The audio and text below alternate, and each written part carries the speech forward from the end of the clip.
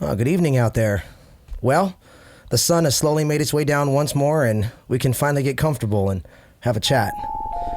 My name is Eddie Booze, and this is Exit the Matrix.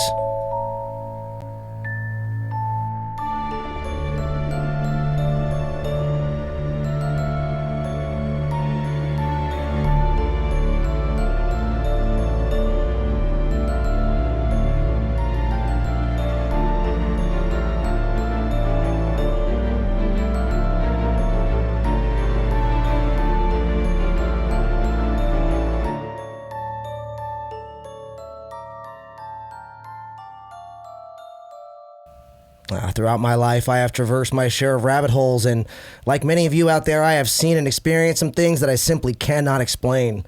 I invite you all to consider that this world may not be exactly what we've been told it is, and that maybe, just maybe, we haven't even scratched the surface of the absolute truths that lie before us. That being said, let me welcome my guest for today, Mr. Joel David Reed, back once again. How you doing, brother? I'm doing good. That's great, man. Good to see you, buddy. Good to be back. Yeah, man. We're in the new studio today. In fact, you love this place. Can't really tell. We kind of built it to look like the old studio.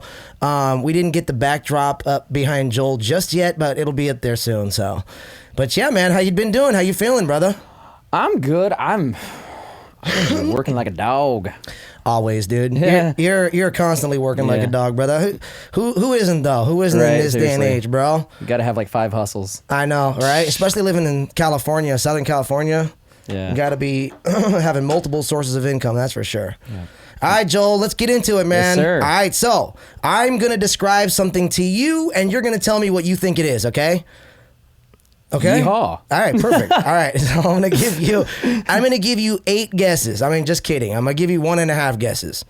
No, actually 3. I'm gonna give you 3 guesses. Okay, I get 3. Just like but normal. The first 2 don't count. You would get 3 guesses. Well, I mean, if you get it right on the first one, then you're good. You know. So, all right. So, imagine a vast, untouched wilderness stretching thousands of miles. A place so remote and so treacherous that rescue efforts are often impossible. Now, imagine that Alaska? since the 1970s. What'd you say? Alaska? Well, now imagine since the 1970s.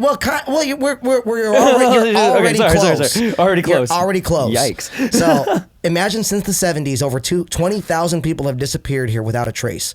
Pilots, hikers, entire families, even a U.S. congressman gone. No wreckage, no bodies, no explanations. Do you have any idea what I'm talking about? Okay, hikers throws me off from Bermuda Triangle. Okay. So you said Alaska. Yeah, that much wilderness and frontier. It's like there's. So you're on the right track. Okay. You're on the right track. So it's the Alaskan Triangle, bud. Okay, so check this out. So it's one of the last truly wild places in North America. Oh, for sure. 200,000 square miles of untouched frozen wilderness stretching between Anchorage, Juneau, and Utaqavik.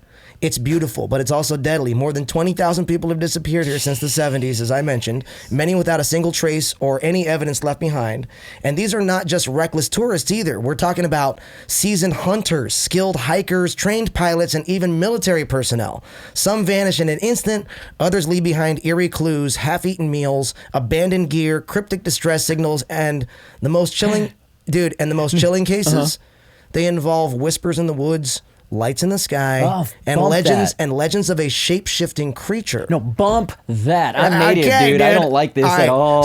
So what's really happening in the Alaskan Triangle? Let's find out. Dude, when you said half-eaten meals, I'm like, half-eaten, and I thought you were going to say remains. I was like, half-eaten what? Yeah, that would be wild if there were like half-eaten people out there they were finding. Like, dude, there's something out there eating people, and we don't think it's a bear. You know what I mean? Like...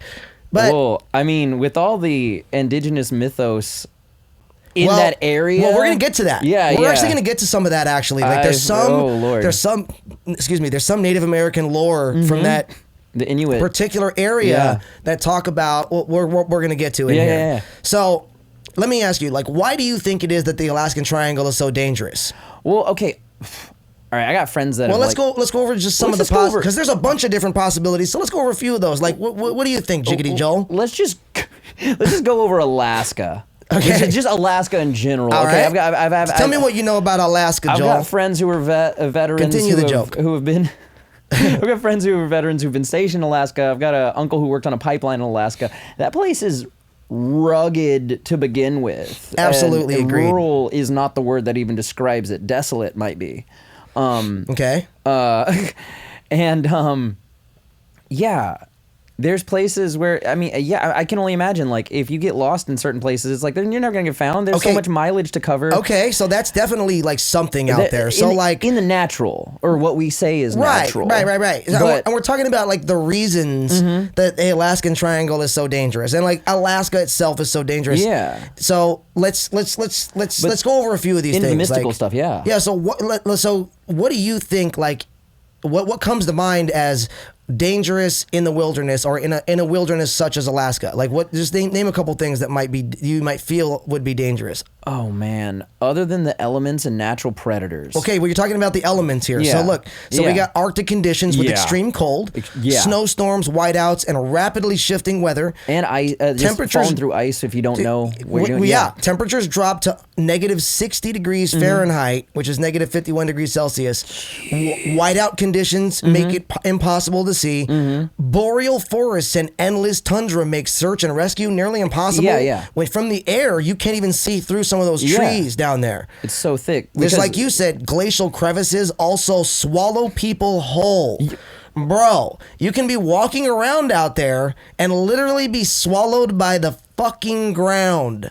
Yeah, no, bump that. Never to be seen or heard from again, like you never existed. And okay, and well, I mean, 20,000 that makes me people nervous going just missing hearing. in Alaska. Right, exactly. Well, it makes you not want to go out by yourself, A, and B, it makes you want to be extremely careful about where you're hiking and what you're doing out there. By the way, we're gonna now let's address the massive predator population that's out in Alaska. Timber wolf, Bears, wolves, and moose, all of which can and will be deadly. Moose By the are way, have crazy. you ever seen those videos of like moose attacking Yes. people? Yes, I just saw one the other day with this lady. I think it was a lady based on the voice. I mean, if it could have been someone like me and just like, but it was, they kept trying to keep trees between them. No, they kept walking backwards and keeping trees between them. And the moose had, you know that like psycho eyes that they talk about when the like white all around? Like real, true psycho eyes. The moose had human psycho eyes, dog. Like white all around and like the brown iris. I'm like, why is that perfectly round shaped? It did not look normal. No, moose are crazy. Moose they look like wonderful, mystical, calm They creatures. do. They look so majestic. I'll be honest with you, so do cows, and cows kill more people every year than fucking sharks do. Dogs, they kill, dude. Cows kill more people every year than a lot of animals, dude. I'm not kidding. And hey, those giant creatures with that immense amount of muscle will fuck you up. My stepdad, tell you this. My mom called me on Valentine's Day, and it was probably almost 10 years ago now. And she said, Mike, my stepdad, she goes, is on his way, is being life flighted right now from our farm to Boise International Medical Hospital. And I said, why? And she said, because one of our cows almost killed him just now. And I said, what happened? And she told me that the cow had a calf the night before, and my stepdad went out to check. And this is a cow that my stepdad feeds every day, pets every day, like loves like a pet, Yeah. He goes out to check on the calf the next morning. He's unaware, that cattle have this hormonal, this giant jump in their hormones for about a 3-day period after they have their baby. So you shouldn't get anywhere near their calves for the first 2 to 3 days they're after like they have. psychoprotective. Yes. Gotcha. So he went up to check on the calf. Mom came, headbutted him, trampled him. Oh yeah, he had crushed rib cage. His lungs were punctured. He had and one of his lungs were collapsed. He had a lacerated spleen, lacerated stomach. His insides were just jelly. mangled, dude, mangled. Whoa. And he was, and in fact, that cow would have killed him had our neighbor who he had major issues with before. They had shot at my stepdad. By the way, dude, you don't know, like Larry King even says Baker County, Oregon is the last of the American Wild West. There is no law. Yeah. There is no law out there, by the way. This is Hell's Canyon, Oregon. I mean, he was out on their property opening up the water ditch because that's everybody gets the same water from the same well. river. Yeah, Correct. it's the well. No, it's from the river. So everybody gets the same Okay. water runoff, but you have to open up the ditch for it to run down from your property to the properties lower Where it's below dammed off. you. Yeah.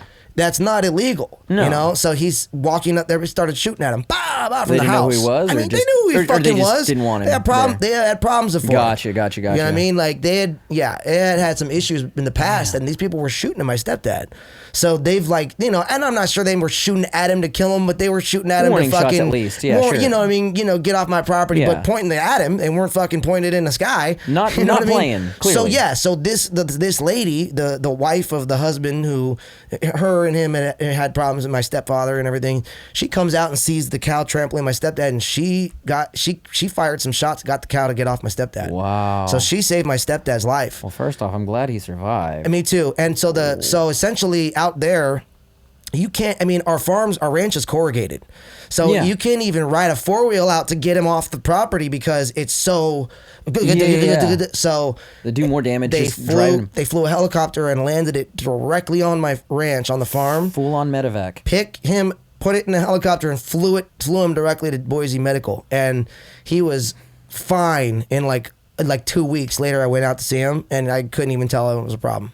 He had just got out of the hospital like a day before, and he's like a crazy, like he's extremely like one of those like old school, right? He rode in the Baja 1000 on a dirt bike multiple times. Whoa. Yeah, like That's a man's man. he was okay. he parachuted, used to be a hang glider like back in the day, very, very capable, physically capable individual. And man, I mean, he turned farm, went from a city boy. He was, running an oil refinery out here in Southern California, and then moved out and bought a farm and started doing hay out there. But he got trampled by one of those cows out there. And I'm telling you, bro, like, Well, I was in my school's bull riding club back in Texas. was that in 4-H?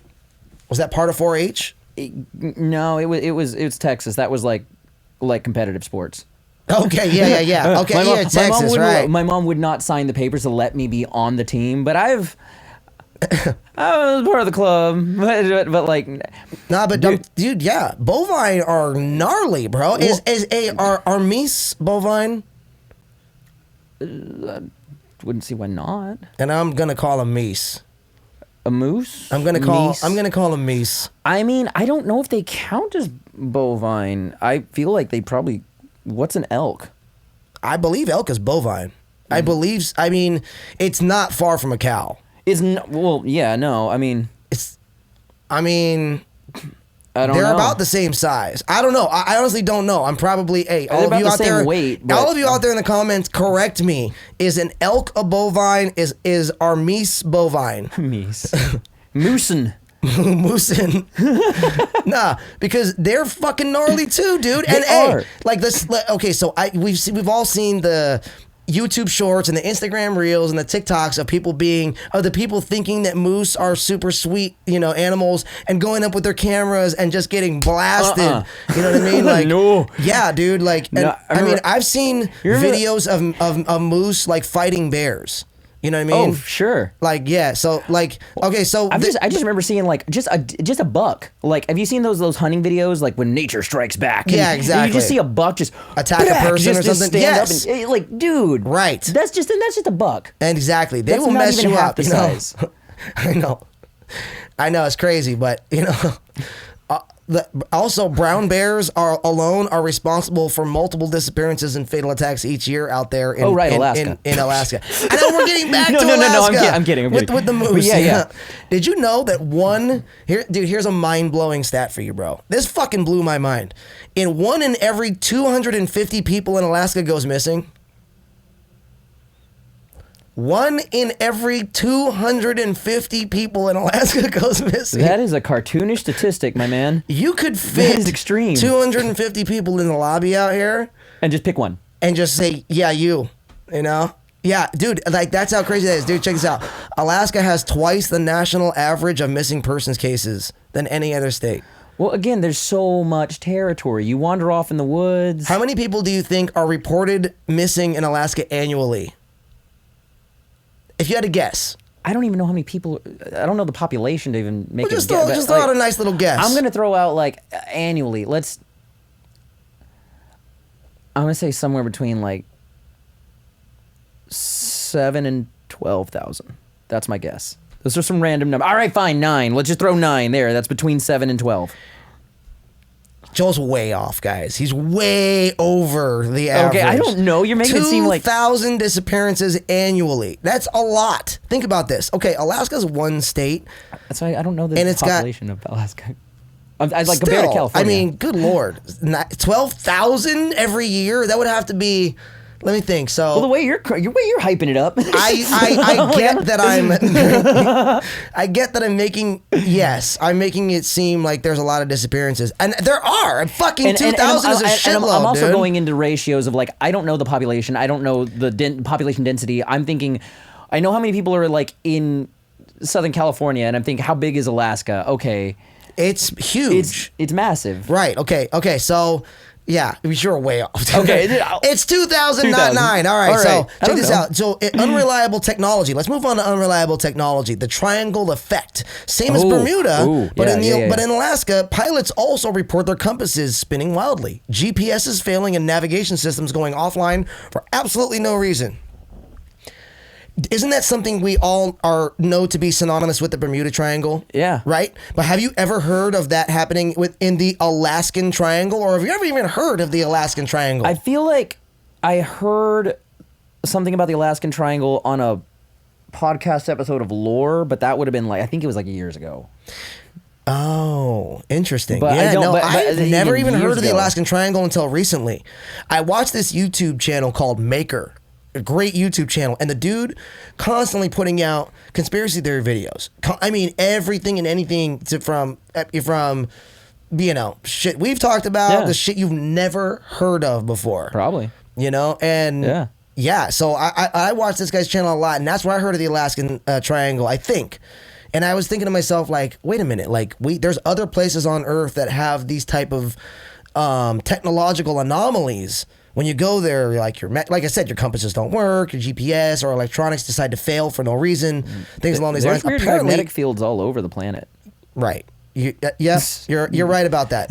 But yeah, I had no idea that Alaska had this. I had no idea that this actually existed there. But some also believe that geomagnetic anomalies interfere with equipment similar to the Bermuda Triangle. Like we were talking about, these magnetic anomalies, these magnetic places that just make certain things like our electronics or like our compasses go wonky and haywire. So talking about the technology, let's talk about some of the aircraft and some of the actual vessels that have gone missing throughout here. So in 1972, Congressman Hale Boggs' plane disappeared and no wreckage was ever found. Now, does that name sound familiar to you? It's a full-on congressman. Yes, it does, but why? It does. It should. Yeah, it should because we talked about him in a previous episode. We did. He was on the. I don't remember. He was on the Warren Commission. Yeah, dude. Okay. Yeah, bro. Yeah. Yeah, bro. Hale Boggs was on the Warren Commission, dude. And yeah, dude. And in 72, 9 years later. The plot thins. So check this out. So yeah, dude, think about that, dude. Like, and by the way, if you guys haven't watched the Warren Commission episode, There's some weird it's the stuff. best one we've put out so far, in my opinion. There's more views on the remote viewing one that I put out with Bobby C 2 weeks ago, but I think the Warren Commission one goes further in depth on so many issues, not just the JFK assassination and what happened in the wake of that, but a lot of what's happening today parallels what happened then, and we go into depth about that, and that is a really good episode. In fact, that was the longest episode we did too. It was an hour and 45 minutes. Yeah. Check that out. There's a lot of the putting the pieces in place for Crossover. New World Order type of shit. Yeah. Exactly. You can see the chessboard more vividly there. All right, so check this out. So in 1950, a Douglas C-54 military aircraft vanished with 44 passengers, completely erased from existence. That's huge. That's a big 44 passengers, bro. Like, I mean, Alaska's huge, but do we not have what? I mean, 1950. You could. Okay, here's the thing. A downed aircraft. Here's the thing. Finding a person through the tundra, damn near impossible. A downed aircraft would take trees out. A downed aircraft would melt snow. You'd be able to see it from the satellites. That doesn't matter so much that the FAA has designated certain portions of Alaska as no-fly zones. Does not surprise me. That's how thick the forest is down there, and that's how desolate that place is that if your plane goes missing in one of those places, they may not find you. Even with the shit and the technology that we have today, in 2025, they may not find you. That's why some of those places in Alaska are no-fly zones. They're no-go zones. And I wonder if it makes me beg the question, like, what's in some of those places? Like, why are the magnetic anomalies going on down there? Why aren't we allowed to see some of the things on Google Earth? And are some of the things that we're not allowed to see on Google Earth in this Alaskan Triangle? And that's why they're not allowed to fly over, to get an actual bird's eye view visual of it, taking pictures of it and sending them, putting them on TikTok, or is it simply just for your safety? Could be both. I mean, it could be both, I guess. But I'm anytime the government tells me I can't do something, I always think there's some nefarious reason behind it. The government never has your best interest in mind. Let me just throw that out there. I'm just throw that out there. The government doesn't have your best interest in mind. And if you want a real world example, again, I'm from Texas. A farmer is supposed to take care of the animals, right? Why? Why? To send them to market.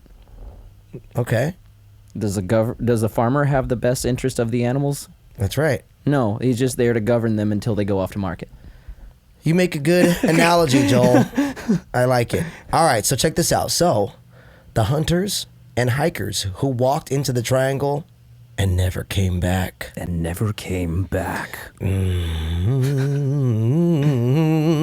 need to get some like theme music for like the segment that's real dark and eerie.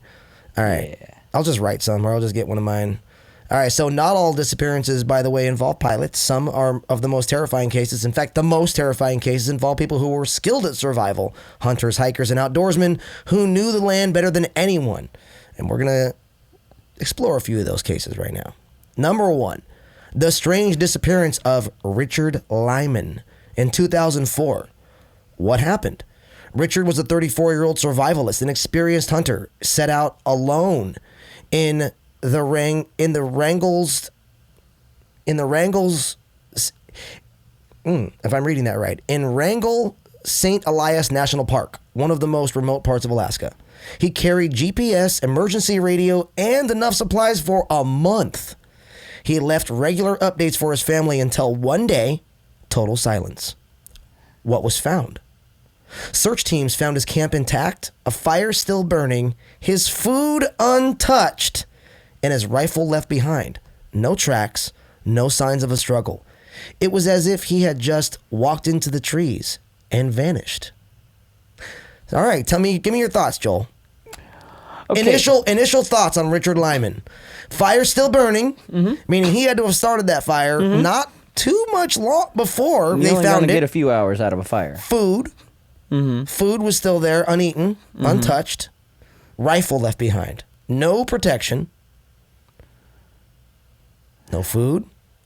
Hadn't eaten, at least. And a fire still going.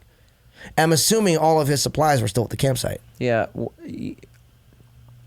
Initial thoughts, Joel. Okay. Initial thoughts. Bear attack? No. Animal attack? No. Wouldn't you think that if that were to happen, wouldn't you think that there would be signs of struggle? There's a sign of a struggle. No. Yeah. Blood, things like that? Yeah, there would be signs of a struggle. Some kind of something would be. There'd be tracks. Anyone who found that campsite would say, "Oh, this looks like an attack came through." Okay. So what? So what happened? again with like indigenous lore. Okay. You hear someone whisper, say your name in the woods. You think? No, you didn't. So you think that it's possible that his disappearance, particularly, we're talking about this Richard Lyman. I wanted to say Kevin Lyman. That's the guy who runs the Warped Tour. This Richard Lyman guy. You would actually lean towards a more supernatural explanation for what happened to him. I mean, okay, and I'm thinking from what I would call myself an experienced camper. I was in Scouts. I was raised in a military family. Okay. I know I'm relatively outdoorsy. Okay. I would say you don't just walk away from your fire. Okay. You don't walk away from your lit fire that long for no reason. Sure. Well, what if you're going out to take a leak? Well, what if you're going out to collect more firewood? And what if you get too far away from your campsite and just can't find it? Do you think Richard Lyman, an experienced hiker, an experienced hunter, experienced lone woodsman, gets lost mere feet or meters from his own campsite? At night, no. You turn around, you see where the light source is coming from. The fire? Okay. Now, again, I would say... I don't know that it was at night, though. Doesn't say that it was at night. But there was a lit fire. Well, it's cold. You're in Alaska. You're in Alaska. You're going to need warmth either way. And I'm guessing that they're not... That the searches may not be happening at night here. So let's say, some of the theories, some believe he was taken by a predator, but his rifle was untouched and there were no drag marks. See, that's exactly what I was saying. Others say he fell into a hidden crevice like you were talking about. Very possible. Okay, maybe, but his footprints didn't lead to any drop-offs. Okay? And a local elder warned the Kushtaka now has him. The Kushtaka now has him. What did I just say? All right, let's move on. All right, we're moving to the next case, the unsettling case of Christopher Tompkins from 2002. What happened? A hiking guide and survival expert, Christopher led a small group through the Chugach Mountains. He stopped for a moment to tie his boot. The group walked just a few yards ahead, turned around, and he was gone. Phased out of reality. Check this out. What was found? One boot, perfectly upright. When they turned around, one boot was sitting upright in the middle of the trail. I bet it was the one he was trying to tie. How insane is that? One boot, perfectly upright. His backpack was later found miles away, hung high in a tree. Yeah. Again, something Kushtaka. Okay. And I was gonna say, and I'm sure people have seen the videos of someone getting, someone getting punched and they fly out of their shoes, or someone getting yanked up and their shoes left. Something yanked him up into the trees, I'm guessing, and check this out. Left that loose shoe. A local trapper claimed to have heard a strange whistling, like someone was calling for help, but backwards.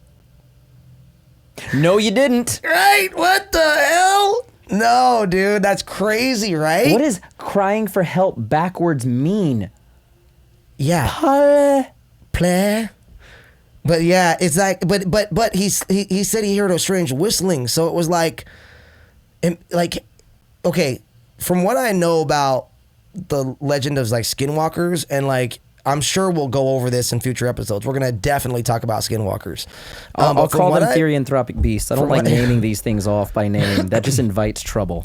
Right. Well, from what I've heard about skinwalkers is that they try and emulate people. They do. So maybe that was just if this was this Kushtaka thing, or if it was some sort of skinwalker, maybe this whistling that this guy heard was it attempting to, in some way, to emulate people, or to emulate a cry for help that had maybe heard from a previous victim. Yep. But maybe it's like dyslexic or doesn't understand like the English language, like we do. Maybe it's like so it got it backward, So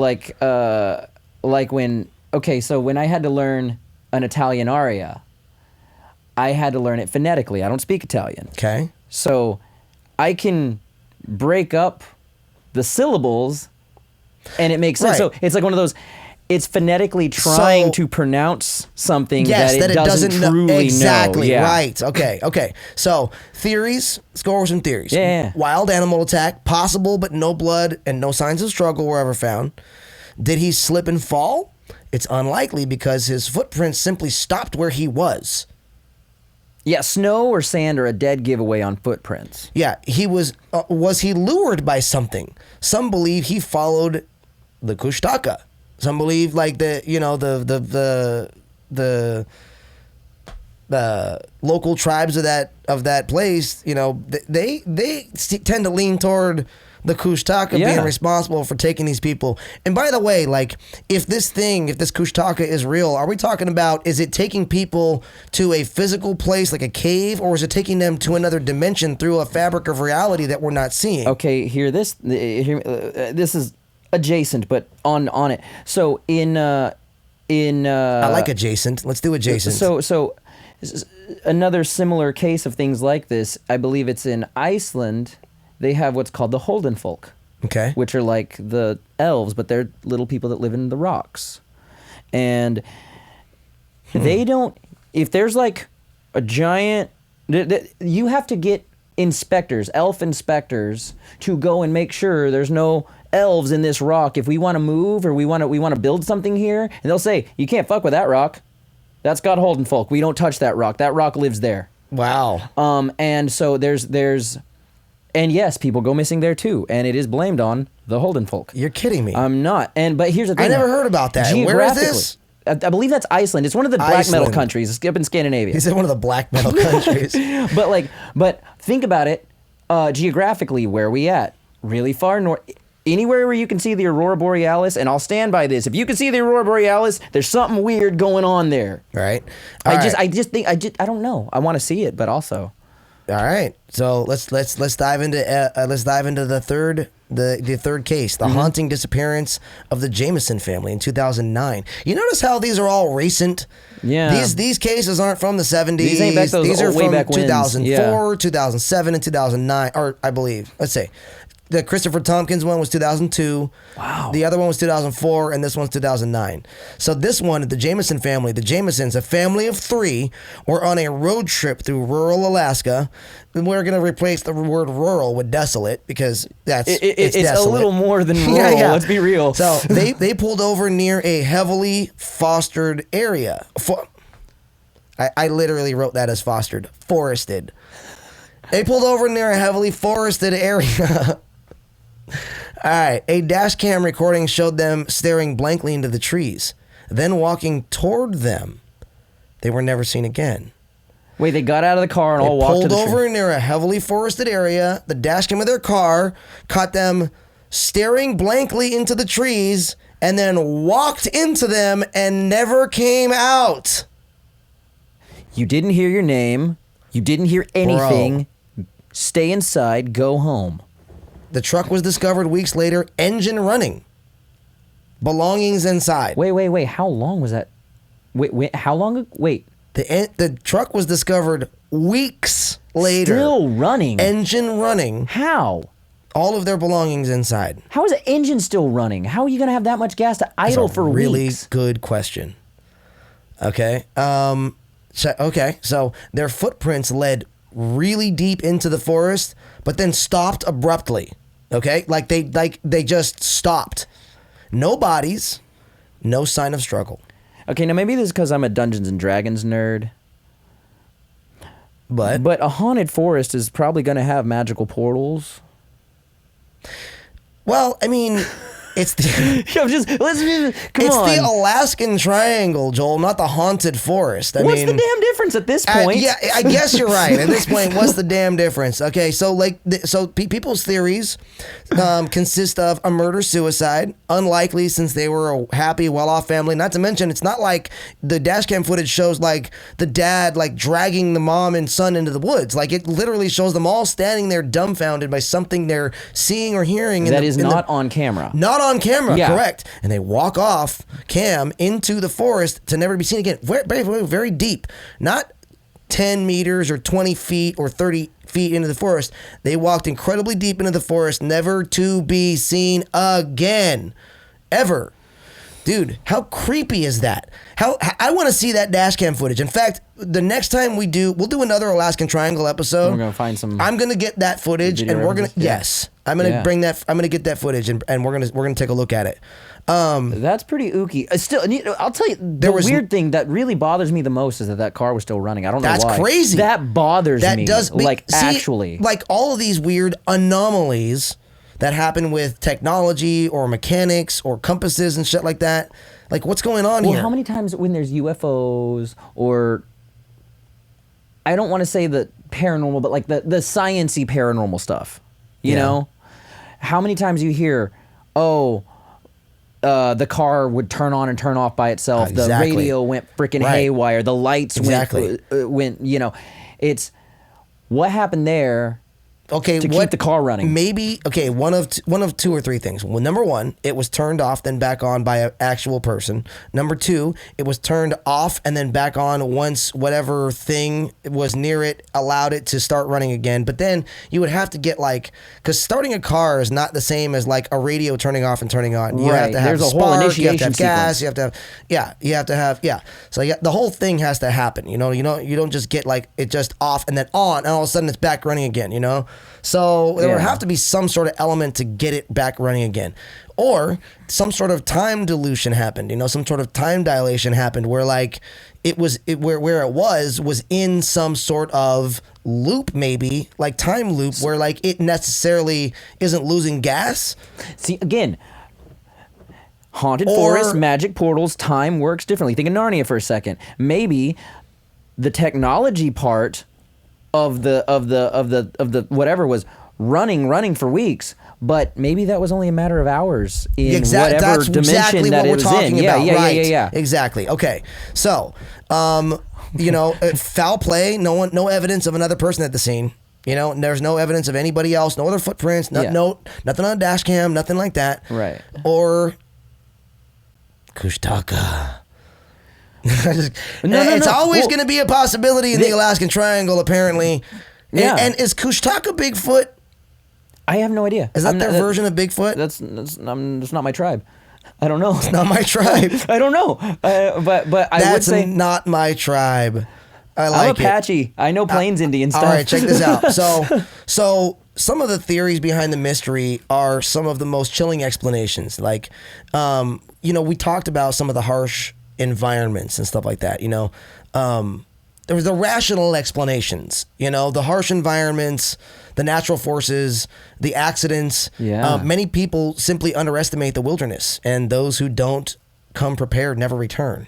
That's essentially the thought behind most of this is right. Most rational thinking people who don't believe in Kushtaka, who aren't willing to give any kind of credence to the fact that there may be even magnetic anomalies that are happening that are affecting things. This is it. Many people simply underestimate the wilderness, and those who don't come prepared never return. And that is a very, natural, normal, rational Your mindset. brain wants to go there. Yeah. Automatically, your brain goes, that's the most...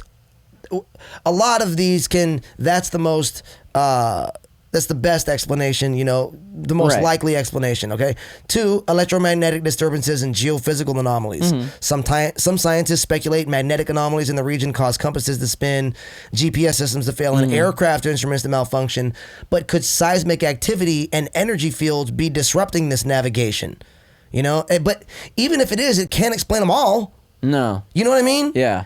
You know what I mean? Like, it can't explain them all. Yeah, no. So, like, there's some sort of earthquake or some sort of, magnetic anomaly that happens and it takes a plane down out of the sky. Right. Does that account for 20,000 disappearances?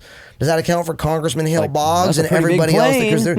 You see what I'm saying? Like, Yeah. Or the one in the 50s that took down that 44 military members. You know what I'm Right. saying? Like, are all of these because of the same thing? And I guess you could ask the same question about the Bermuda Triangle too.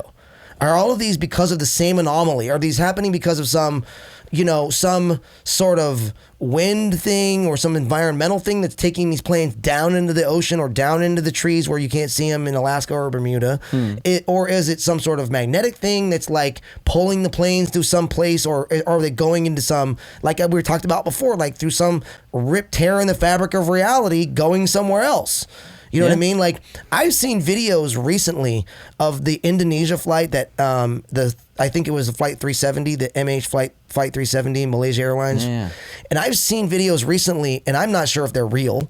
They're probably hard to tell now. But it was flying, and it was an infrared video, and it had these lights flying around it, and all of a sudden it just poof. I know what you're talking about. I saw that. I didn't know what it was, Yeah, but it was, I that saw a little clip of supposedly it. is that Flight 370, and that's when it went.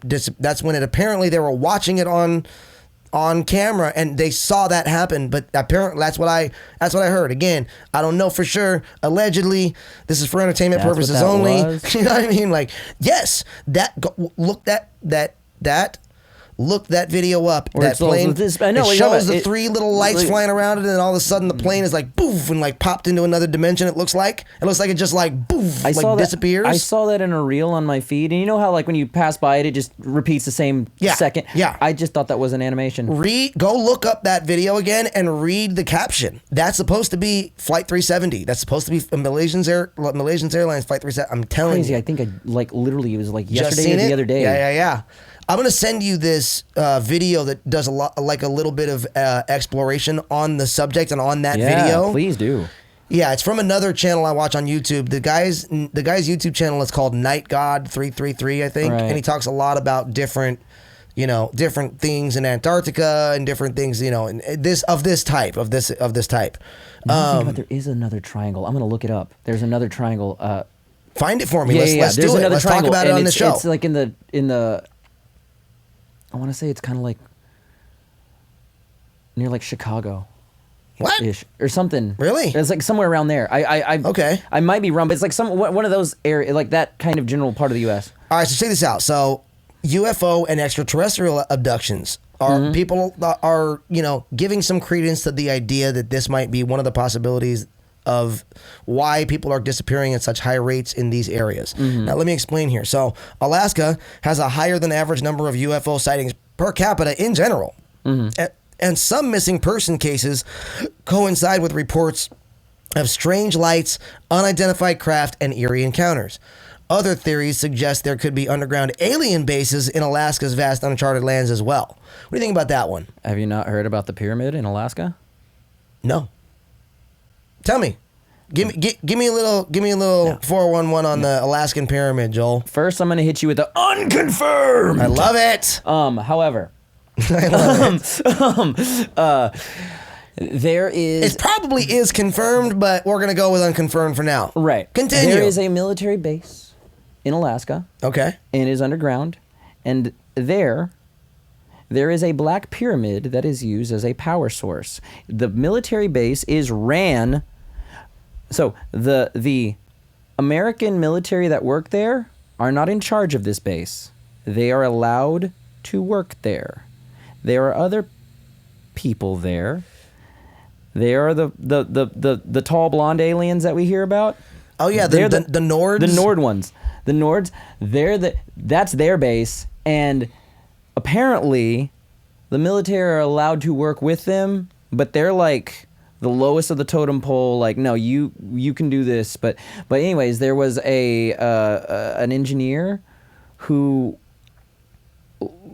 told his story, and apparently that this is a giant power plant, and it does conduct electricity off of I'm guessing something to do with the natural electricity of the planet or whatever, or harnessing it, probably magnetic stuff. But it boils down to that's not our power plant. That's their power plant. Okay, so Yeah, there's a pyramid in Alaska. So we're gonna definitely get into the Black Pyramid in Alaska. So I'm very curious about that. Now, my one of my questions that comes to my mind when you say that is the ether. Do you know what I'm talking about? Mm-hmm. So to really get into what the ether is and find anything that talks about it legitimately and educationally, I think you got to go back to books before 1920. Yes, and this is ether with an A, not the sniffy stuff. We're talking. So I wonder if it has something to do with pulling that type of energy from the ether. You know what I'm saying? And You're onto something. and before I know that pyramids in general are geometrically designed to resonate in a energetic way, and I'm not sure if I'm verbalizing that correctly. Am I? No, you're right on the money. They are specifically they're designed. The way they're designed to like the shape, the pyramidal shape is there's something about it that has something to do with energy. Yes, and it's not just about the shape. It's everything on the inner workings. See, we were told they were tombs. We have never found a dead body in a pyramid ever in the history of ever. Not ever. Really? I didn't know that. We have never. They're not tombs. So there's no like sarcophaguses. There are these ancient tombs? Egyptian burial places. Interesting. And then there are pyramids. I really want to know about the Black Pyramid in Alaska here. I'm really curious about this. So I was listening to it. What the image that I had in my head, and of course the reference art that they have based on the descriptions and stuff. It really reminded me of, remember Alien versus Predator? Of course. You remember the one that took place in Alaska? Yeah. It was kind of like that. There was like a cave, a whole thing, and a black pyramid inside of it. And I'm like, and then the whole time I'm thinking, when did this guy say his story, and when did Alien vs. Predator come out? Because it's like very similar to like the description of it seemed very kind of on the money as far as. Were they in Antarctica or the Arctic in that particular movie? I don't remember. It's been a hot minute since I've seen the movie. I just remember the imagery. But that's what the imagery of the place and there being the monolithic thing there was with the description. But yeah, the Black Pyramid in Alaska, it's a thing apparently. Yeah, man. Fuck yeah, it's a thing, dude. Check this out. You just found it? It's a conspiracy theory. Right. They say it's a conspiracy theory. It's a topic of conspiracy theories and urban legends rather than a confirmed structure. According to various accounts, it is believed to be an underground pyramid-like structure buried beneath the Alaskan wilderness, supposedly larger than the Great Pyramid of Giza. The legend gained traction in the 90s when a retired military officer allegedly revealed that a secret government program had discovered the structure using seismic technology. Number one, it was discovered through seismic activity. Some stories suggest it was detected by geologists or military scientists studying seismic waves from a Chinese nuclear test. It's underground and gigantic. Allegedly, it is much larger than the pyramids of Egypt and buried beneath Alaska's terrain. It is a mysterious energy source. Some conspiracy theorists claim it might be a source of unknown energy or advanced technology, and supporters of the theory argue that the U.S. government is aware of it but keeps it secret for unknown reasons. Now, you're talking about they're using it. They're not just keeping it secret. They're utilizing the energy. No, I'm talking about the engineers are allowed to work there and facilitate things, but it's not ours. It's theirs. It's theirs. Interesting. Okay. So. That's my understanding of it. I've read a couple of these articles and I've seen a video on the Y-Files, and it's pretty compelling. That's all I got to say. Interesting. The Y-Files too. I like that one too. That's I really like. It took me a while to get used to hecklefish, but once I did, I was like, okay, this is fun. Right. But yeah, no. So, but here's the thing. I'm reading a little bit about this. But what were they called? What were the thing? What was the indigenous creature called? Kushtaka. The Kushtaka. Now, here's the thing. Again, just because it has a different name doesn't mean we're not talking about the same thing. What do you mean, like Bigfoot? No, I mean, like, I'm thinking, what if whoever runs this facility, that's the Kushtaka? Oh, Nord or whatever. I'm thinking, what if it's aliens that they've called? I see. I understand what you're saying. I see. Yeah, because okay. Well, let's get into the secret military bases and government cover-ups part of this. So wait, before I upset my indigenous cousins, I'm learning about this one relatively right. The Kushtaka is a new word for me. Be upset by Joel. Yeah, indigenous cousins. Culturally insensitive and naive. He means tons of harm. Yeah. All right, here we go. The HARP, High Frequency Active Auroral Research Program, High Frequency Active Auroral Research Program, crafted and created like Nocturnes by Frederick Chopin. That facility in Alaska has long been... Did you know that there is a HARP facility up there in Alaska? Yes, there is a HARP... in case you didn't, now you do. There is a HARP facility in Alaska that has long been accused of conducting experiments involving weather control, mind manipulation, and possibly even interdimensional research. Wait. Cobra Commander's weather tornado machine is in Alaska? Yeah, bro. Yeah. We watched G.I. Joe bust that place open plenty of times. Time and time again. Some theorists believe military aircraft and personnel vanished due to classified tests gone wrong.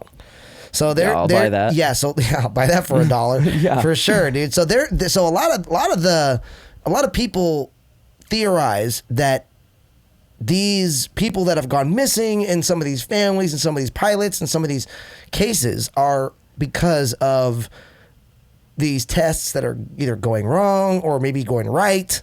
You know what I mean? Out in these places. Or maybe they're taking them to be the new workers. Like the Alaskan Triangle. I don't know. I don't know. The near work. Or could it be encrypted? Some hunters and hikers in that area claim to have seen a large human... Dude.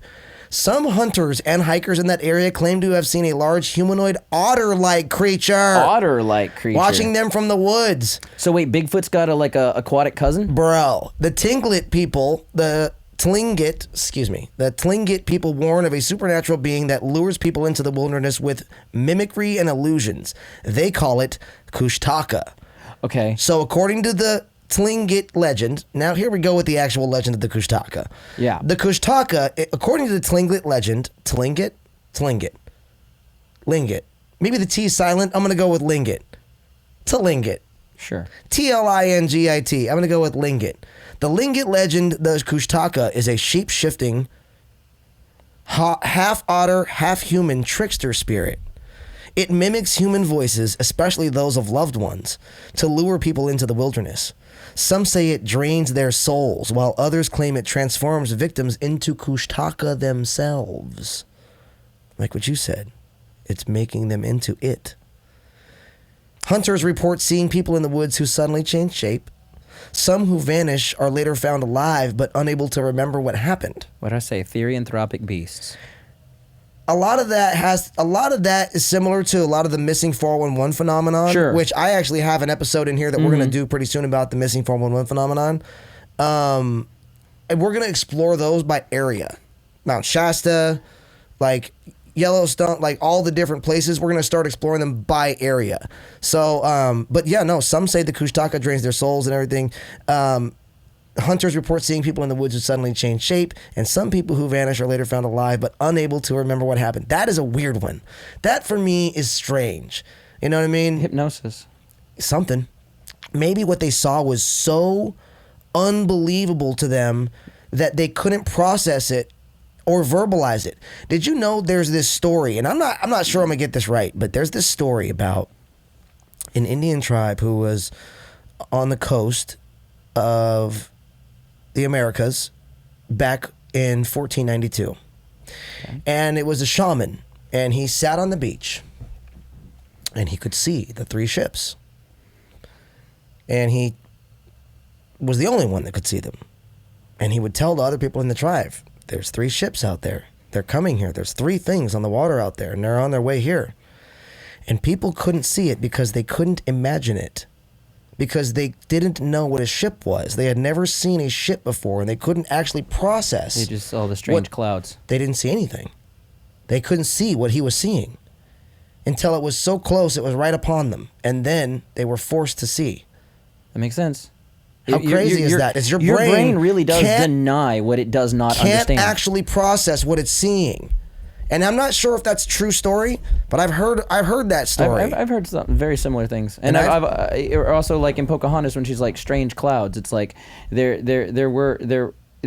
are I believe that was a reference to people saying they didn't know what it was. It just looked like. So the point is that your brain unable or having not experienced something prior is not going to be able to process it so much that your eyes and your visual cortex don't see it because or maybe it does, but your brain is not processing from the cortex to itself like what it is seeing. Right. Do you see what I'm saying? It's something so foreign to you that you're not processing the data as that shape. You're seeing just a random shape. You're just whatever. You're seeing whatever you're involved. Yeah, whatever you're in. Yeah. Exactly. So, I mean, let's just throw that out there as something. You know what I mean? Like, check this out, dude. A few of the survivors claimed that they followed the voice of a loved one, only to wake up miles away, dazed and confused. That happens in the Appalachians and in all over. The voice of a loved one. That happens, yeah, man. So check this out. The Indigenous say that whistling at night attracts the Kushtaka.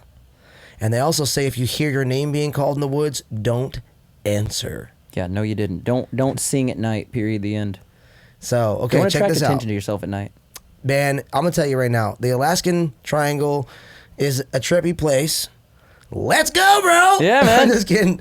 Nah, dude. All right, so we're gonna end this episode with a little. I actually found that very interesting. By the way, really, yeah. I'd like to dig a little bit more into maybe some of the actual cases, some of the stranger cases of the Alaskan Triangle, and kind of see what we come up with and see what kind of happened. And because I mean, when you turn around and you're with a group of people, and you stop to tie your shoe, and you turn around and your shoe is the only thing left, something's going on.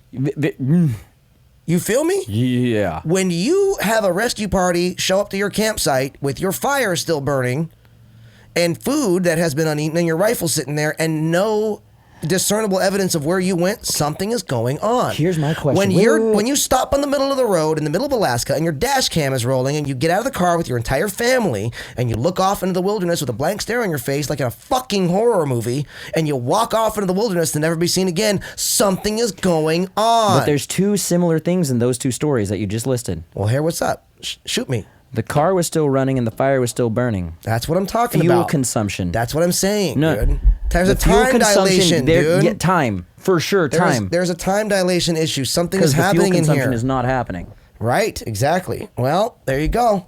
So, we're going to end... I don't know why I put my glasses back on. So, we're going to end this with one last little segment here, okay? Yeah. It's going to say... It's going to be called Will Joel Survive? Ooh, okay. I'm going to give you... Okay, I'm going to give you 3 scenarios, okay? You're going to tell me what you would do, and the audience is going to comment in the comments whether you would survive or vanish. Oh, they're going to be like, this guy's Whether dead. you would... Here we go. This scrawny little dude is fucking toast. All right, here we go. Scenario number 1. All right, here we go. You're stranded in the Alaskan Triangle. It's midday. Your GPS fails. Your radio crackles and dies. Suddenly, you hear a person's voice in the woods. No, I didn't. It sounds far. You look around but don't see anything. You look around but don't see anything, and you're alone. What do you do? All right, okay. Real talk. If I am lost and I hear a voice, I am going to call out to that voice because they might know where they are. That is real talk. But I'm lost in Alaska, in the Alaskan wilderness. I would probably start to make some kind of snowbank and make an igloo because snow will insulate heat far more than. Okay, so all right, so not that I'm good at this or I've done it before, but I at least have that little bit of working knowledge. Okay. But no, let's see what. Well, let's go down the choose your own adventure rabbit hole for a moment. Yeah, let's let's do this. assume that you called out to the voice. Okay, so you call out to the voice, and then let's assume that you don't hear any response from the voice. What do? You keep calling out? I will start praying. No. Do you keep calling out? Do you go looking for the voice? No. After 1 or 2 calls, nothing. I'm going to never mind because I know because All again. right, well let's keep going down that rabbit hole. So you're not going to continue to call out. Now what if 10 minutes later, what if you have started walking the other direction? What if that has scared you and you said, the voice isn't answering, I'm on my way that'd the other probably direction. be next. Now what if as you're on your way down and you're hiking in the other direction and you're headed towards where you think the civilization is, what if you hear laughter? I think I'm close to civilization. Well, you think you're headed towards civilization. You think you're going the direction of civilization. and you hear, after you've heard that voice and you've called out to it and it didn't answer, 10 minutes later you're walking and you hear what you perceive to be laughter, kind of far away. I might call out hello one more time, and if that's laughter's all I hear, I'm going to start thinking my paranoid thoughts of someone's watching me and they think this is funny. I no longer think it's funny. I'm walking in the other direction now. The other direction. The other direction. Because it's like, it's one of those, okay, I'm ooked out. I'm going to walk this way. And I hear laughter. Nope. This means someone is in charge of that. I'm doing what they want. I'm going to walk the other way. I don't know why I threw the laughter part in. I just thought it sounded creepy. So. Oh, okay. I'm just like, no. Nah, that's not part of the scenario. The scenario is just, you hear someone off in the distance, a voice far off in the distance. What do? You said you call out to them. They don't answer. You go in the other direction. Okay. Probably. So I'd probably get weirded out. You wouldn't try and like find them or call out to them a bunch of times and see if they called out to you, or would you just call out to them once or twice and that be it? I'd probably. It wouldn't be like a once or twice, but it would be one round of. Okay. Yeah, a good round of hello, and then blow on my survival whistle. Right, and then you hear nothing. You would just turn. You would go the other direction. I would take that as a clue on two things. Okay. If I heard a voice, and they're not going to help me, they're not here to help me. Okay. If there's no reply, they're not going to help me. Okay. So you're getting away from the voice at that point. All right. Yeah. So at that point, I would assume that you kind of already know where you are relatively because your GPS had just failed. Mm-hmm. So you're going to probably maybe make your way to a high point and maybe look around and see if you find any landmarks that you know, and then you can travel in a specific direction, maybe find your way home. Well, also, if this thing doesn't I use the catch step-by-step GPS, so what I would probably do is go down the steps and reverse engineer back. Sure. I don't know how much that would work, but I don't know how much that would work either. We're going to say, I'm going to let these guys out there let you know if you would have survived or vanished in that first scenario. I don't know. I feel like I'm pretty sure I do. I feel like saying for one round of like hellos and like, hey, what's up? Is anybody out there? And then heading and then assessing your situation and maybe trying to essentially backtrack from where you were, the best of your ability. I think you'd probably be in a I think you're probably putting yourself in a okay situation, unless, like I said, you're about to walk through the terror of some fabric in reality. I think I'm being really optimistic right now. You let him know whether he'd survive scenario 1 or not. All right, here we go. Scenario 2. All right, you're hunting. It's 4 a.m. Still dark. You're in a tree blind, okay? You know what that is? Yeah. Okay, and you hear something make a guttural sound you've never heard before. It's from no creature you've ever heard. A minute later, you hear it closer. Now it's 50 feet away. It's smelling for something. It slowly approaches, and it's right under you. It sounds like it's on 2 legs, not 4. What do you do? I'm going to stay in my tree. I'm not going to make a sound, and I'm not going to move. I don't know if it can climb a tree. If it starts showing any sign of being able to, I'm in a blind in a tree. I'm guessing I have a rifle. You sure do. I'll start trying to shoot that fucker down. Absolutely. But I'm not going to do that until it comes for you. It comes up for me. And by comes you up, ain't moving. I'm not going fucking anywhere. I'm not making a sound. I'm not moving. You ain't breathing. I will hold my... Okay, I used to do surface diving. I know for a fact, because you can hold your breath for a minute. I can hold my breath for at least 3 solid minutes. You don't know me. Solid. I can do that. All right. Okay, so I'll be honest with you. I don't know. I think he would survive that one, or at least put up a damn good fight. I don't know. It's up to you guys, though. Survive or vanish. I would, or be torn alive from whatever creature is. By the way, going on with that, I would wait if it starts to climb. Now, here's the thing: if it starts to climb, I would wait till it's close enough to me that I'm not gonna fucking miss. Right, like so you're like seeing the whites in its eyes. Yeah, that was from a battle in the Civil War, I believe. So they didn't have enough ammo, so the guy who was running the battle told him, "Don't fire until you see the whites in their eyes." That might have been Washington. It might have been George Washington. I can't remember. The Revolutionary War? It might have been. It might have been the Revolutionary War. Actually, we were very outgunned and very It was either that. It was either that or the Civil War. And I can't remember what leader it was, but I remember that one of their famous quotes was, "Don't fire until you see the whites in their eyes, and make sure that you hit them." Yeah. Make sure they're close enough to get them. You know what I mean? Also stand your ground smart. even if they're charging. Very smart. And sure enough, they were. From what I remember, they were somewhat successful. I don't know. The only scenario there would be for Joel is one of us is dying. That's it. Period. Right. The end. All right. Cool. That's it. Let Joel know. Survive or vanish, guys. All right, so we're gonna follow up on that one. Okay. Okay. So if you do nothing, and it gets close, never mind. You're okay. All right, sorry. Well, I have one last one for you. Yeah. You're camping, you and your girlfriend. You're out on a gated private land. Only you have permission to be on. Okay. Only you. Oh, this sounds familiar. It's 2 a.m. and you're asleep in your tent when you're awakened by laughter. You hear someone laughing maybe 100 feet away. What do you do? I remember something. Now, this is because I camp regularly at the Renaissance Festival. Okay. There are pieces of iron in my tent. There are pieces of iron around my tent, and there are pieces of iron hanging from the zipper. Fairies don't come in there. Therianthropes don't come in there. And I also will probably... No, I'm sorry. I am staying in my tent, and I am not coming out until the sun is up. What did you say? What's not coming in your tent? Therianthropes, fey creatures, elves, I can't do much about aliens, but I know. I have wrought iron in my tent. My child will have a wrought iron crib, and there will be 5 cats in my house. Fairies aren't stealing my children. Whoa, dude, you are like way prepared for David Bowie, dude. Like, I'm sorry, when it comes to the weird mystical shit, Okay. Tooth Fairy ain't even allowed in my house, dog. All right. Shit. He's like, I'll be that guy. I'm not having a changeling. All right, so I'm not getting I'm not getting out of my tent. So we're staying you're there. Not getting out of your tent. Not even opening it. If I have to pee, I'll pee in a bottle. If you do nothing and it gets closer, so close in fact that it sounds like it's in your campsite, what do you do? Nothing. Same? Stay in my damn tent. Does Joel survive or vanish? The third one, guys. And I don't welcome it in. If it starts talking at me, I don't know you. You're not welcome. I don't know who out there. All right, first of all, who out there is going camping with no firearm?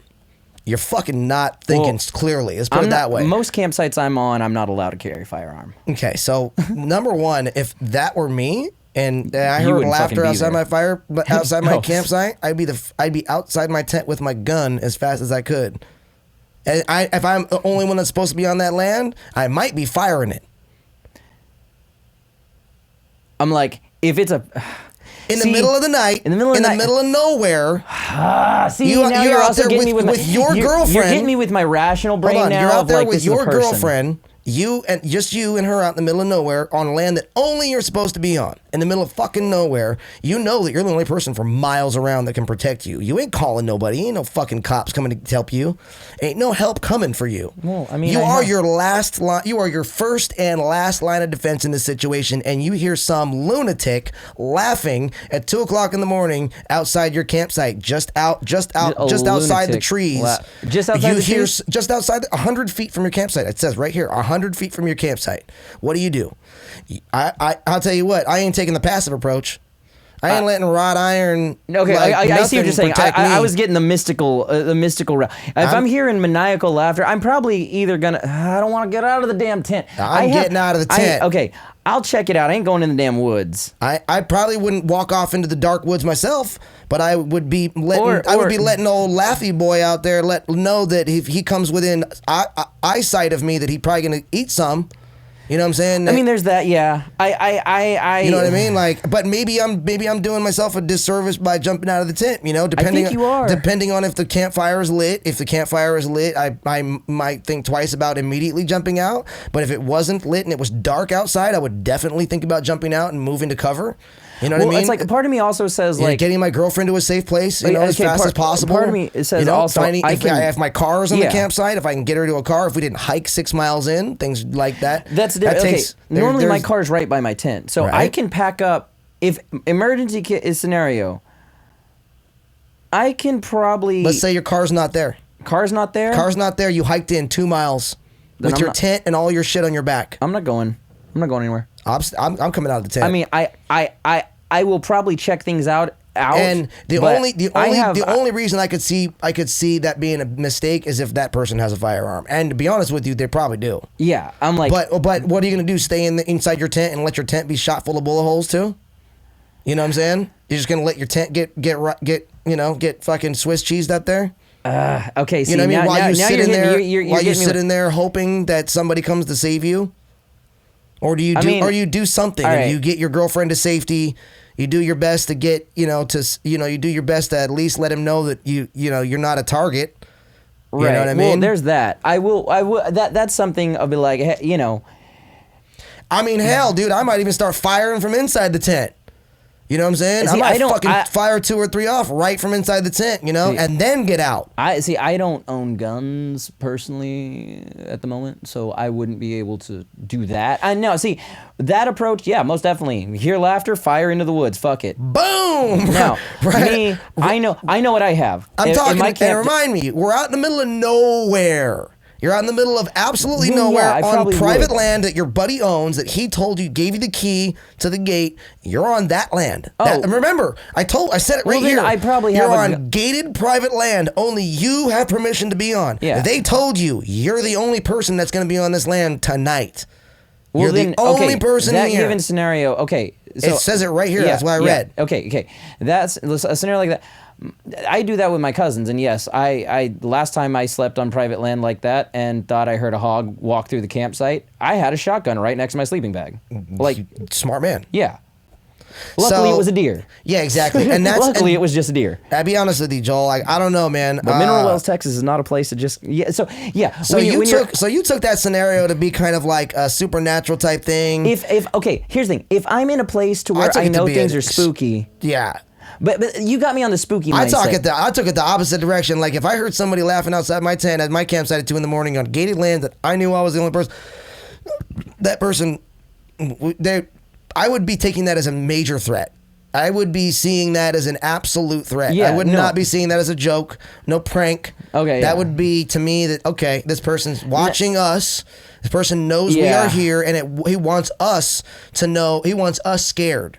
That's no other reason he's laughing out loud like that right now. Is he wants us scared. This is not a person who's not thinking clearly. All right, that one I'll probably die. This is a person who's... You know what I mean? In that case, if the scenario where you're describing me, the scenario you described to me is also like, hey, you're at the Ren Fair and you're like one of the last people on build crew. You're probably the last person left, and da-da-da-da-da-da-da-da. And somebody fucking with you.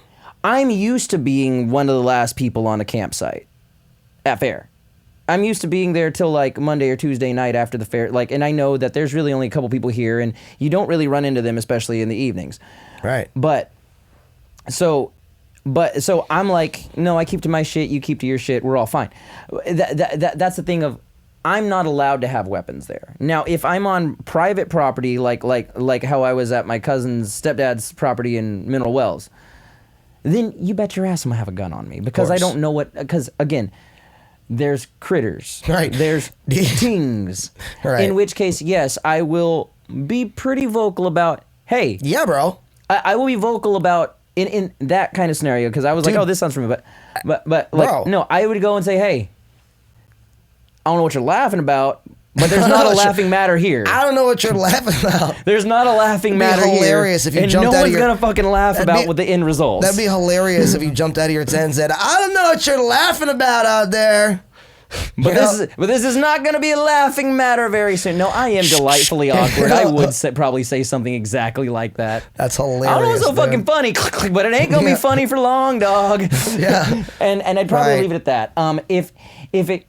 Now, I'd be like, I'm like, yeah, there's all kinds of different like weird things that go through my head about that particular scenario. But I mean, you know what I mean? But I'd take it to the spooky side first. We're talking about the Alaskan Triangle, and I thought it would be fun to throw a couple of like strange, funny scenarios at you for the end. I don't know. I think Joel would have survived 2 of the 3.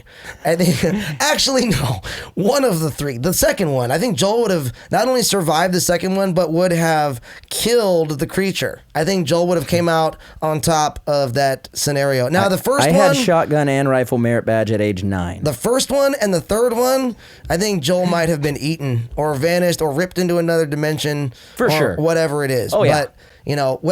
But I probably already was before I even noticed. Right? Let's be real. Right? By the time you hear the laughter, it's too late. You're not in the woods anymore. Exactly. By the sound of these stories, that's how most of them went. They went before they knew it. They were already in that dimension or in that scenario before they even had an opportunity to say no, to fight, to go even what is happening, they're in it. You know what I'm saying? Now, if my car's near my tent and I make some warnings and nothing happens and the maniacal effort just continues, past that. Joel, we're just going to throw his shit in Joel the vanished. car. Joel got killed on that one. We're gone. We're gone. We know it. No, but as far as the Alaskan Triangle goes, my brother, some final thoughts here. You know, whether it's extreme nature, government cover-ups, UFO, the Kushtaka, or something else supernatural, one thing is clear: Joel is one talented motherfucker. Oh, thank you. I'm just kidding. He's just kidding. I'm not. He is. I mean, that's not. You know, one thing is clear here. Unfortunately, the Alaskan Triangle is a place where reality bends, and sometimes people just don't come back. Oh, there's a lot of places like that. Unfortunately. Let's talk about some of them. Let's talk about Mount Shasta. Let's talk about the Bermuda Triangle. And I'm gonna find that other triangle. I can't. I want to say the thing that they, because what are they called here? The Kushtaka. Kushtaka. So the word I feel like I remember hearing was, now this is what I think I remember from a couple years back, was Poeja. Of little people called the Poeja. And there was a case where a guy was like walking his dog and he heard this voice saying Kier Iwachu, and his dog freaked out. And he's got a big dog, and he's like, "Oh no, let's." And he saw this little thing. He's like, "Here, Iwachu," and finally he ran home. The dog, he went home, stayed up all night, and the part in his little thing that he wrote was what really frightened me was when I realized hours later it was trying to say, "Come here, we want you." Oh, that's crazy. It's like I finally put the phonetics of "Come here, we want you." Interesting. Here, Iwachu. Here. That's crazy. It's trying to tell you. Right. That's why I was saying like earlier with the phonetic language of you don't know what you're saying, but right. You kind of do. With the whistling backwards help. What the where fuck we're talking does about. that mean? I know. Well, you guys, thank you so much for joining me today. Thanks, Joel, guys. my man, thank you so much for joining me today, brother. Appreciate you. Yeah, and thank you guys, thanks for having me. This is always a blast. I always love having Joel as a guest, co-host. You're my brother, man. We've been working on things for such a long time. Likewise, man. And now that we're at Pacific Lens, I want to talk to Neil and Gersh about possibly releasing the Dreadnought Asylums through Pacific Lens as well. Oh, hell yeah. And possibly Killer Inside as well. Because we got a couple of things that are going to Tubi pretty soon. We got a documentary for End the Violence that's going to Tubi. What you were telling me about that sounds so cool. Yeah. I really want to see some of that. And then we have a podcast here called Amen. That's a Bible study podcast. It's called Amen's Evangelical Narrative, and I think that's going to Tubi soon too. We've been talking about it. So hopefully we can get some stuff, some of our projects that we've been filming, together, and hopefully maybe release them through the Pacific Lens umbrella. And guys, check out all the Pacific Lens podcasts out right now. We got Irreplaceable Truths. It talks about veterinary medicine. Irreplaceable Tales. It talks about your pets at home. We got Amen, the man's evangelical narrative.